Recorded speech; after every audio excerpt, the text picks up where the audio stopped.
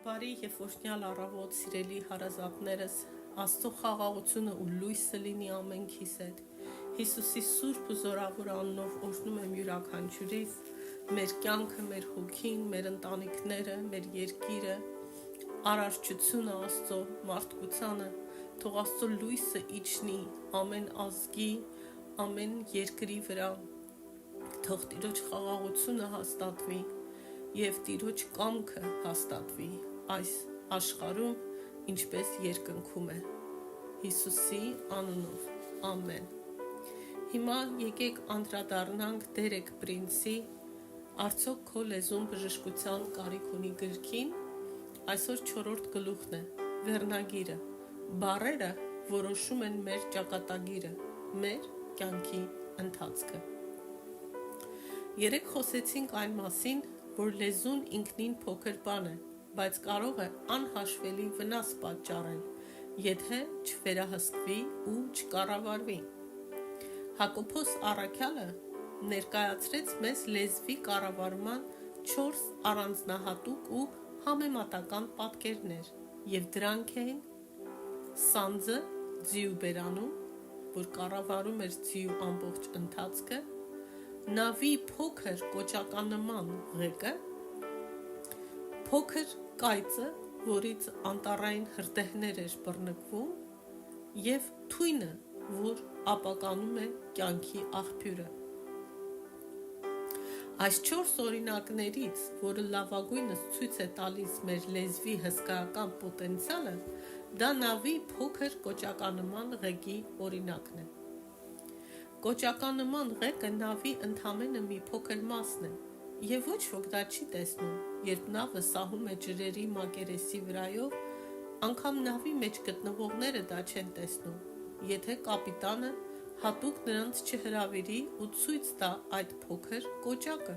ու ասի՝ սա է նավի ղեկը։ Անգամ եթե կապիտանը չասի, չես էլ կարող կռահել, որ դա նավի ղեկն է։ Եվ չնայած դրան, այդ փոքր կոճակը որոշում է այդ նավի եւ դրա մեջ գտնվողների ուղղությունը։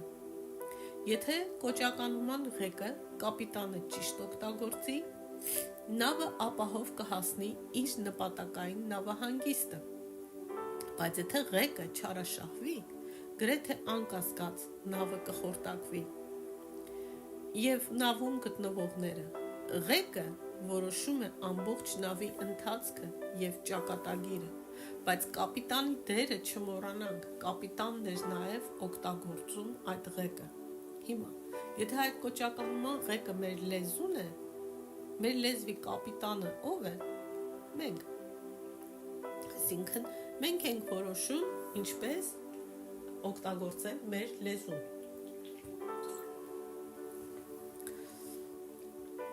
Աստվածաշունչն ասում է, որ մեր լեզուն էլ մեր մարմնի ղեկն է։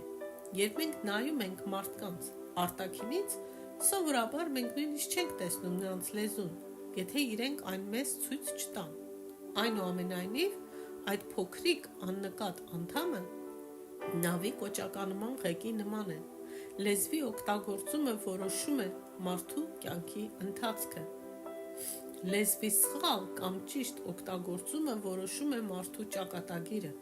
ոչ միայն ընթացքը, այլ նաև վերջնակետը։ Լեզվի եւ մեր կյանքի վրա ազդեցության մասին մեր ուսումնասիրությունը շարունակելու համար մենք քննելու ենք մի դրվագ Իսրայելի ժողովրդի պատմությունից, որն անխուսափելի պարզությամբ մեզ կբացատրի այն դասը, որ ամեն մարդ ու հատկապես ամեն քրիստոնյա հավատացյալ պիտի սովորի, եւ դասը հետեւյալն է. մարդիկ որոշում են իրենց ճակատագիրը կախված, թե ինչպես են օգտագործում եւ տնօրինում իրենց լեզուն։ Այս պատմական դեպքը, որին մենք կանդրադառնանք, նկարագրված է Աստվածաշնչի 5 տակարանի թվեր կամ թվոց գրքի 13 եւ 14 գլուխներում։ Իսրայելցիները դուրս էին եկել Եգիպտոսից։ Աստված փրկել էր նրանց եգիպտական ստրկությունից եւ առաջնորդում էր նրանց ավետյաց երկիր։ Ելից գիրքը Ասում են, ցերեկը ամպի տեսքով, գիշերը կրակի սյունի տեսքով Աստված ուղղորդում էր նրանց։ Կարդանք Ելից գրքի 13-րդ գլխի 21-ից 22 խոսքերը, որ ամեն ինչ հիմնված լինի Աստվածաշնչի վրա։ Տերը գնում էր նրանց առջևից, ցերեկը ամպի սյունով ճանապարհ ցույց տալու նրանց, իսկ գիշերը կրակի սյունով, որ նրանց լույս տա, որպեսզի գիշեր ցերեկ գնա։ Ցերեկն ամպի սյունը, իսկ գիշերը կրակի սյունը ժողովրդի առջևից չպակասեց։ Այսինքն Աստծո ներկայությունը երբեք չի պակասում, Աստված երբեք չի բացակայում մեր կյանքից։ Բայց Աստված նաև ընտրել էր մարդ առաջնորդ, Մովսեսին, որ առաջնորդի Իսրայելի ժողովրդին եւ փոխանցի Աստծո կամքն ու խոսքերը նրանց։ Եվ Աստված կարգադրեց Մովսեսին 12 մարդ ուղարկել այդ ավետյաց երկիրը խուզարկելու, ստուգելու համար, որպեսզի իրենց աչքով տեսնեն այդ երկրի ընդհանուր բնույթը, ինչ տիպի մարդիկ էին այնտեղ ապրում, քաղաքների տեսակները, ինչ պտուղ կար եւ դրանց տեսակները, եւ նրանք պիտի հաշվետվություն բերեին Մովսեսին եւ Իսրայելի ժողովրդին։ Եվ Իսրայելի 12 ցեղերից մեկական առաջնորդ ընտրվեց այդ գործը անելու համար, ինչպես կարգադրեց Աստված։ Նրանք 40 օր անցկացրեցին ավետյաց երկրում, շրջելով ու ստուգելով ամեն ինչ, եւ հետո վերադարձան իրենց զեկույցով։ Նրանց բերած զեկույցը նկարագրված է մեզ համար Թվեր գրքի 13-րդ գլխի 26-ից 29 հատվածներում։ Նրանք 40 օր այդ երկիրը հետախուզելուց հետո վերադարձան։ Նրանք եկան հասան Մովսեսի, Ահարոնի եւ Իսրայելի ամբողջ համայնքի մոտ, Կադես Փարանի անապատում։ Լուր բերեցին նրանց եւ ամբողջ ժողովրդին։ Ու նրանք ցույց տվեցին այդ երկրի պտուղները։ Պատմեցին Մովսեսին եւ ասացին. մենք գնացինք այն երկիրը, ուր ուղարկեցիր մեզ։ Իսկապես այնտեղ կաթ ու մեղր է հոսում։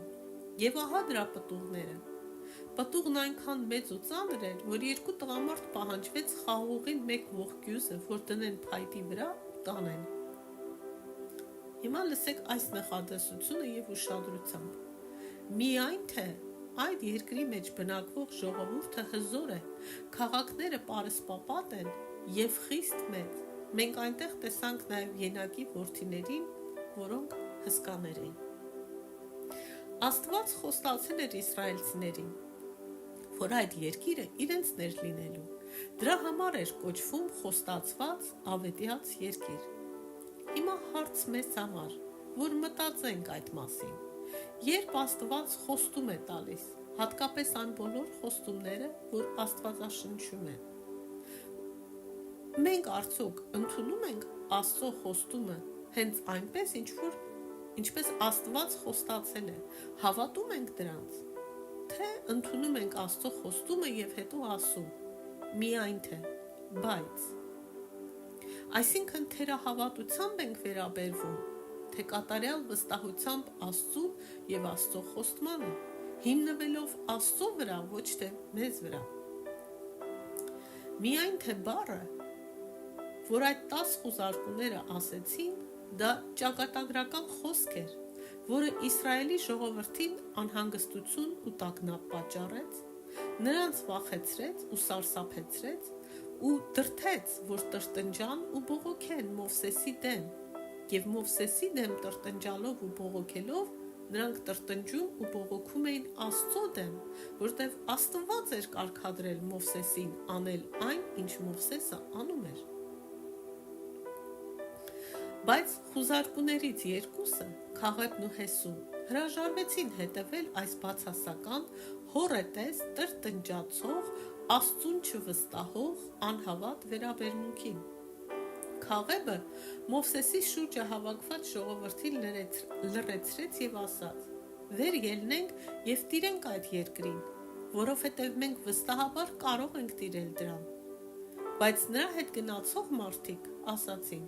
«Մենք չենք կարող այդ ժողովրդի դեմ դուրս գալ, որտեղ նրանք մեզանից ավելի ուժեղ են եւ նրանք իրենց հետախուզած երկրի մասին վատ լուրեր հաղորդեցին Իսրայելի ժողովրդին, ասելով. այն երկիրը, որի միջով անցանք հետախուզելու համար, իր բնակիչներին ուտող երկիր է։ Նրա բոլոր բնակիչները, որ մենք տեսանք, բարձրահասակ մարդիկ էին։ Այնտեղ տեսանք հսկաներին, ենակի որդիներին, որոնք հսկաներից են, այնպես որ մենք մեր աչքին, ինչպես եւ նրանց աչքին, մորեխների պես ենք։ Պատկերացրեք ինչ-որ մեկը ձեզ նման խոսքեր ասի, որքան կսկսես վախենալ ու հուսահատվել, եւ իրենք սա արեցին Իսրայելի ժողովրդի մեջ։ Եկեք ուշադրություն դարձնենք, ինչ ասեց Քաղեբը եւ ինչ ասեցին մնացած 10 խուզարկողները։ Քաղեբն ասաց. «Վեր ելնենք եւ տիրենք այդ երկիրը, որովհետեւ մենք վստահաբար կարող ենք տիրել դրան»։ Մնացած 10 խուզարկուները ասեցին. «Մենք չենք կարող այդ ժողովրդի դեմ դուրս գալ, որովհետեւ նրանք մեզանից ավելի ուժեղ են։ Նրա բոլոր բնակիչները, որ մենք տեսանք, բարձրահասակ մարդիկ են, այնտեղ տեսանք հսկաներին, ենակի որդիներին, եւ այնպես որ մենք մեր աչքին, ինչպես եւ նրանց աչքին, մորեխների պես ենք»։ Ուրեմն խուզարկուների մի խումբը,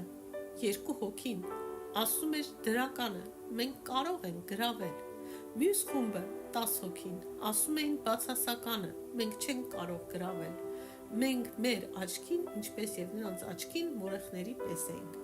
Այս ընթերցանության մեջ Հեսուի խոսքերը նշված չեն երկրորդ դրական խոսողը, բայց հետո պատմության մեջ կտեսնում ենք, որ Հեսուն է առաջնորդում, որպեսզի գրավեն Ավետիացի երկիրը։ Եթե կարդաք պատմության շարունակությունը, կտեսնեք,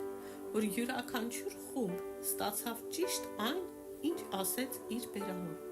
Յուրաքանչյուր խմբի ճակատագիրը որոշվեց իրենց իսկ բերանից դուրս եկած խոսքերով։ Կարդանք Թվեր գրքի 14-րդ գլխի 20-ից 24 հատվածը։ Եվ կարդալուց հետո ես կընդգծեմ ձեզ համար այն կարևոր խոսքերը, բառերը։ Տերն ասաց, բայց կենդանի եմ ես, եւ ամբողջ երկիրը լցված է Տիրոջ փառքով, որովհետեւ այն բոլոր մարդիկ, որոնք տեսան իմ փառքը եւ իմ գործած հրաշքները Եգիպտոսում եւ անապատում, եւ ահա 10 անգամ փորձեցին ինձ ու չլսեցին իմ խոսքը, չեն տեսնի այն երկիրը, որ ես երթումով խոստացա նրանց հայրերին, եւ ինձ արհամարողներից ոչ մեկը չի տեսնի այն, բայց որովհետեւ իմ ծառա Քաղեբի մեջ ուրիշ հոգի կա, եւ նա ամբողջովին հնազանդվեց ինձ, ես էլ նրան կտանեմ այն երկիրը, ուր նա գնացել էր, եւ նրա սերունդը կժառանգի այն։ Ինձ համար այստեղ կարևոր են, որ մարդիկ տեսել էին Աստծո փառքը, Աստծո գործած հրաշքները Եգիպտոսում, եւ որ նա հանում էր Եգիպտոսից։ Մենք ամեն օր ենք տեսնում Աստծո հրաշքը։ Ու ասում է, չնայած դուք տեսաք այդ ամենը, դուք ինձ շարունակաբար փորձում եք ու չեք լսում իմ խոսքին։ Դուք ինձ արհամարում եք։ Սրանք սարսափելի խոսքեր են, որ դուրս են գալի Աստծո բերանից իր ժողովրդի հանդեպ։ Եվ հետո ասում է Քաղեբի մեջ ուրիշ հոգի կար, այսինքն Քաղեբի մեջ Սուրբ հոգին էր, որտեղ նա հնազանդվեց ինձ։ Իսկ եթե Քաղեբի մեջ Սուրբ հոգին էր ու նա հնազանդվեց, ապա ինչ հոգի էր այդ դեպքում նրանց մեջ, ովքեր չհնազանդվեցին, ովքեր տրվեցին վախին։ Եթե Աստծո հոգին չի, մյուս հոգին ցավոք սրտի սատանայի հոգին է։ Քաղեբը դրական դավանանքներ, դրական խոսքեր ասեց, ու այս խոսքերը դատարկ խոսքեր չէին, դա բառերով կախարդություն չէր, հմայախոսություն չէր, այլ Քաղեբը հռչակում էր Աստծո խոսքը, համաձայնվում էր Աստծո խոստման հետ, իրեն նույնացնում էր Աստծո խոստման հետ, եւ խոսում էր դրական կերպով, ապավինելով ոչ թե իր ուժին, իր կարողությանը, այլ Աստծուն եւ Աստծո խոստմանը, Աստծո զորությանը, Աստծո հավատարմությանը, եւ դրա համար նրա ճակատագիրն էլ եղավ դրական ու ըստ Աստծո կամքի։ Թվեր գրքի 14-րդ գլխի 26-ից 32 խոսքերը շարունակում է ասելով. Տերը խոսեց Մովսեսի ու Ահարոնի հետ և ասաց. «Մինչև երբ պիտի համբերեմ այս չար ժողովրդին, որ տրտնջում է իմ դեմ։ Ես լսեցի Իսրայելի որդիների տրտունջը, որ տրտնջում են իմ դեմ։ Ասա նրանց. կենդանի եմ ես, ասում է Տերը, և ես այնպես կանեմ ձեզ, ինչպես որ լսելի կերպով խոսեցիք ինձ հետ։ Ձեր դիակները կընկնեն այս անապատում։ Դուք բոլորդ, որ հաշվառվեցիք, 20 տարեկանից բարձր եղողներդ, որ տրտնջացիք իմ դեմ, բնավ չպիտի մտնեք այն երկիրը, որի համար երդվեցի, թե ձեզ կբնակեցնեմ այնտեղ։ Բայց Հեփոնեի որդի Քաղեբից և Նավեբի որդի Հեսուից, բացի նրանցից, իսկ ձեր որդիները, որոնց մասին դուք ասացիք, թե կհափշտակվեն, ես նրանց կտանեմ, և նրանք կմտնեն ձեր չհավանած երկիրը, իսկ ձեր դիակները կընկնեն այս անապատում։ Այս հատվածում էլ կան բառեր, որ պիտի խոցեն մեր սիրտը։ Մենք Այստեղ Աստված իր բնույթն է ցույց տալիս, իր էությունը, ինչ է իրան դուր գալիս, ինչը իրան դուր չի գալիս։ Ասում է, դուք չար ժողովուրդ եք։ Ինչի համար եք չար, որտեղ տրտնջում եք իմ դեմ։ Եվ ասում է, ես կենդանի եմ, ես լսեցի ձեր տրտունջը, որ տրտնջում եք իմ դեմ։ Այո, դուք Մովսեսի դեմ եք բողոքում, բայց իրականում դուք իմ դեմ եք տրտնջում։ Եվ ասում եմ, ես կենդանի եմ, ու ես լսեցի ձեզ, ու ես անելու եմ այնպես, ինչպես որ լսելի կերպով խոսեցիք ինձ հետ, այսինքն էլ ինչ որ ձեր բերանից դուրս եկավ, այդպես էլ անելու եմ։ Եվ դուք ասում եք, որ չեն կարող, մենք կմեռնենք, ձեր դիակներն ընկնելու են այս անապատում, որովհետև տրտնջացիք իմ դեմ։ Ուշադրություն դարձնենք Աստծո այս բառերին նորից։ Ես այնպես կանեմ ձեզ, ինչպես որ լսելի կերպով խոսեցիք ինձ հետ։ Փաստորեն Աստված ասում է. Դուք որոշեցիք, թե ես ինչ եմ անելու ձեզ հետ, ձեր իսկ ասած խոսքերով։ Թվեր գրքի 14-րդ գլխի 36-ից 38 խոսքում էլ ասում է. այն մարդիկ, որոնց Մովսեսն ուղարկել էր այդ երկիրը հետախուզելու և որոնք իրենց վերադարձին այդ երկրի մասին վատ լուրեր տարածելով ամբողջ ժողովրդին տրտնջալ տվեցին Մովսեսի դեմ, այդ մարդիկ, որ այդ երկրի մասին վատ լուրեր տարածեցին, հարված ստանալով մեռան Տիրոջ առաջ։ Բայց Նավեի որդին Հիսուն և Հեփոնեի որդի Քաղեբը, որոնք այդ երկիրը հետախուզելու գնացած մարդկանցից էին, ողջ մնացին։ Բոլոր նրանք,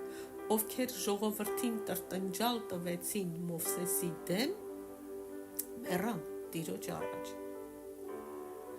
Մահն ու կյանքը լեզվի ձեռքում են, լեզվի իշխանության տակ են։ Ինչպես կարելի է այս ճշմարտությունը ավելի պարզ բացատրել։ Բոլոր այն մարդիկ, որոնք բացասաբար խոսեցին ու տրտնջացին, ու չվստահեցին Աստծո խոստմանը և Աստծուն, ընտրեցին մահը և մահն էլ ստացան, չնայած չէին հասկանում, որ մահն են ընտրում։ Դրա համար է Աստված ասում, իմ ժողովուրդը մեռնում է գիտության պակասից։ Այն մարդիկ, որոնք դրական խոսեցին, չտրտնջացին ու վստահեցին Աստծուն ու նրա խոստմանը, ընտրեցին կյանք ու կյանք էլ ստացան։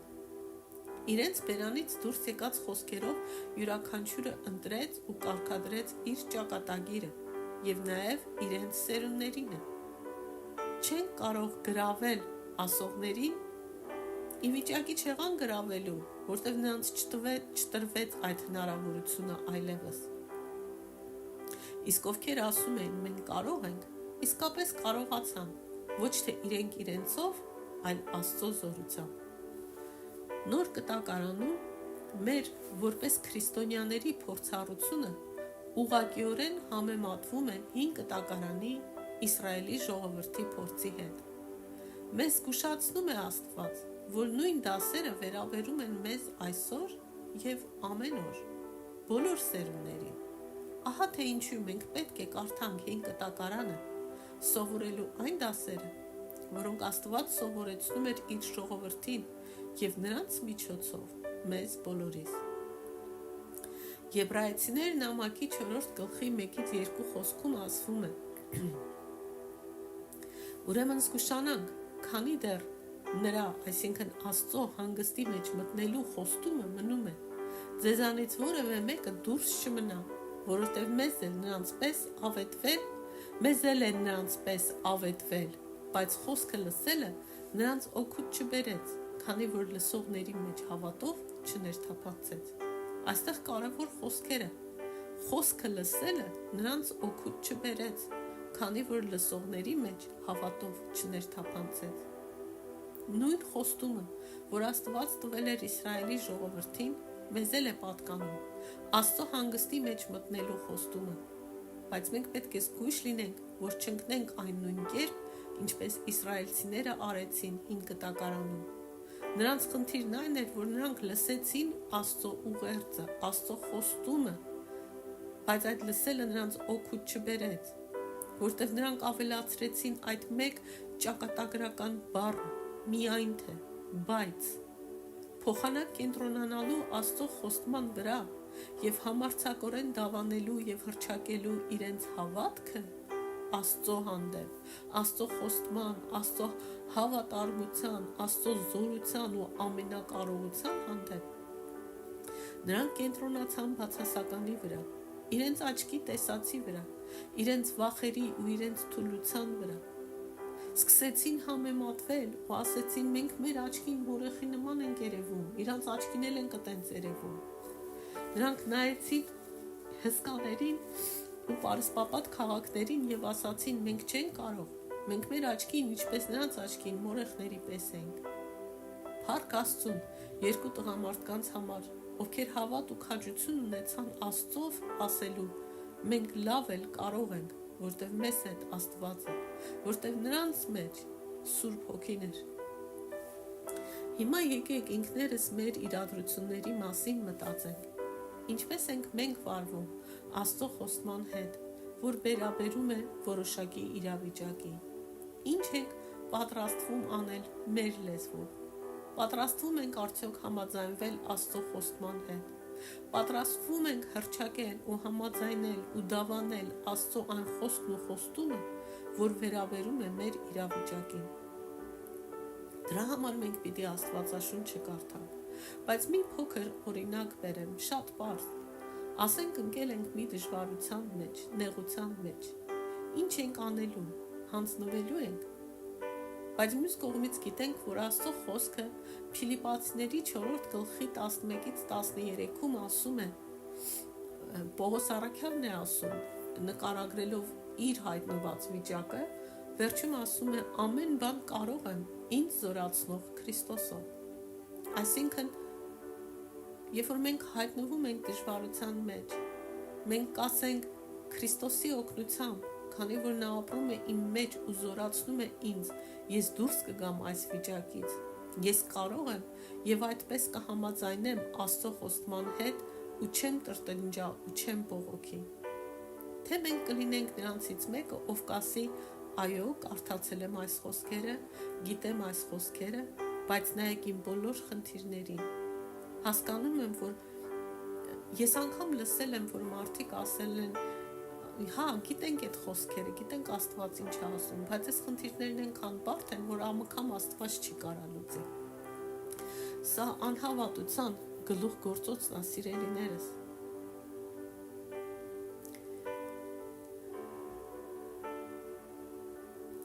Ուր հասա։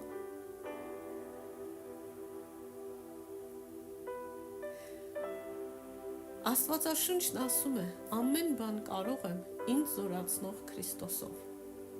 Սա ևս պետքա չափից դուրս չհանել, սա չի նշանակում, ուզում եմ գնամ մոստից գցվեմ, ուրեմն կարող եմ, որովհետև Քրիստոսը ինձ կզորացնի, ոչ։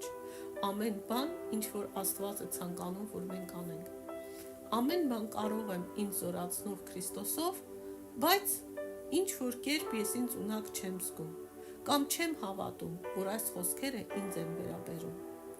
Հիշենք, ինչպես այն խուզարկուները կարգավորեցին իրենց ճակատագրերը իրենց լեզվով ասած խոսքերով, ուստի նույն դասը վերաբերում է նրանց, ով կարդացել է կամ լսել է ավետարանը, Աստծո բարի լուրը, Աստվածաշունչը, հատկապես նոր կտակարանի 4 ավետարանները, մենք նույնպես որոշում ենք մեր ճակատագիրը, մեր ասած խոսքով։ Ուզում եմ գրքից մի փոքր շեղվեմ ու եւս էլի օրինակ բերեմ։ Ասենք հիվանդ ենք։ Ինչ ենք խոսում մեր լեզվով։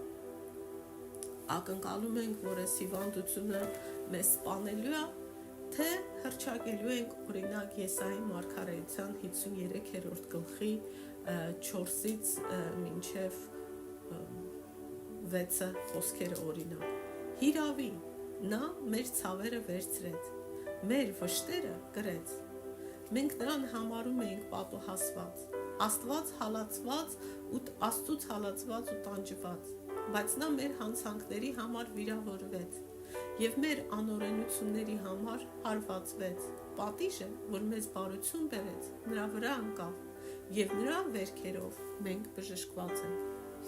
Ես ամենևին չեմ ասում, որ մենք պիտի մերժենք հիվանդությունը ու ձևացնենք, որ հիվանդությունը մեր կյանք չի եկել, բայց ինչ ես հռչակում այդ հիվանդության վրա, որ Հիսուս Քրիստոսի վերքերով ես բժշկված եմ, որտեղ մեր բոլոր ցավերը նա վերցրեց։ Եվ ուզում եմ նաև կարդալ Հռոմեացիների նամակից 8-րդ գլխի, որովհետև երբեմն մեզ թվում է, երբ որ ընկել ենք նեղության մեջ, դժվարության մեջ, ուրեմն Աստված մեզ լքել է, Աստված մեզ մոռացել է կամ Աստված մեզ չի սիրում։ Տեսեք ինչ է ասում Պողոս առաքյալը։ Բայց այս բոլոր բաներում, այսինքն ամեն հալածանքում, ամեն դժվարությունում, ամեն հիվանդությունում, ամեն սգում, ամեն ինչում, բայց այս բոլոր բաներում առավել եւս հաղթում ենք նրա միջոցով, ով մեզ սիրեց, այսինքն Աստծո միջոցով, ով մեզ սիրեց, որովհետև հաստատ գիտեմ, որ ոչ մահը, ոչ կյանքը, ոչ հրեշտակները, ոչ իշխանությունները, ոչ զորությունները, ոչ ներկայիս եւ ոչ գալիք բաները, ոչ բարձրությունը, ոչ խորությունը, ոչ էլ ստեղծված մի ուրիշ բան չեն կարող մեզ բաժանել Աստծո սիրուց, որ մեր Տեր Հիսուս Քրիստոսի մեջ է։ Հավատում ես այս խոսքերին։ Քո հիվանդության, քո դժվարության, քո նեղության մեջ դու սրան պիտի հավատաս։ Մենք բոլորս սրան պիտի հավատանք եւ քայլենք առաջ։ 12 հետախուզներից 10-ը կենտրոնացած էին խնդիրների, խնդիրների վրա։ Այդ խնդիրներն ու խնդիրները իրենց աչքին անանցանելի էին դարձել։ Եվ նրանք չէին կենտրոնացել Աստծո խոստումների վրա, ու ոչ էլ Աստծո զորության, հավատարմության ու ամենակարողության վրա։ 12 հետախույզներից 2-ը Հեսուն եւ Քաղեբը կենտրոնացել էին Աստծո խոստումների վրա, Աստծո զորության, նրա հավատարմության վրա եւ ոչ թե իրենց տեսած խնդիրների վրա։ Այնպես չէր, որ Հեսուն ու Քաղեբը չէին տեսել այդ խնդիրները, այդ բարդությունները, այդ պատերազմները, որ պիտի վարեին, տեսել էին։ Նրանք գիտեին այդ ամենը, բայց հավատում էին, որ Աստված կօգնի իրենց հաղթահարել դրանք, քանզի Աստված էր խոստացել, որ այդ երկիրը իրենցն է լինելու։